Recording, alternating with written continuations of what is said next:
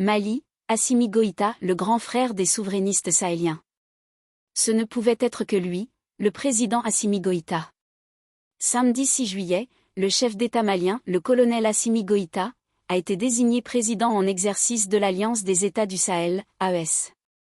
Un titre essentiellement symbolique mais qui en dit long sur le rôle extrêmement important du président malien au sein des États de l'Alliance. À l'issue d'un sommet tripartite qui a réuni le président nigérien, Abdourahmane Tiani, le président burkinabé Ibrahim Traoré et le président malien, les trois présidents ont annoncé la création d'une confédération des États du Sahel. Une confédération dont l'objectif premier est la souveraineté économique, militaire et politique dans un ensemble plus large, au sein de l'alliance entre les trois États. Que la présidence tournante de l'Alliance sahélienne soit d'abord confiée au colonel Goïta n'a rien de surprenant, tant cet officier des forces spéciales maliennes a été un précurseur qui a montré la voie à ses deux voisins.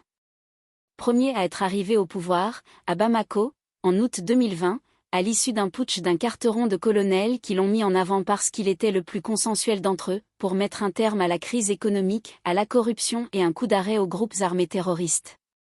Ce militaire de terrain n'est pas un idéologue, ni un assoiffé du pouvoir, il veut simplement sortir le Mali de la situation catastrophique dans laquelle il est empêtré depuis l'invasion de la Libye de Mouammar Kadhafi et à la spoliation des richesses du pays.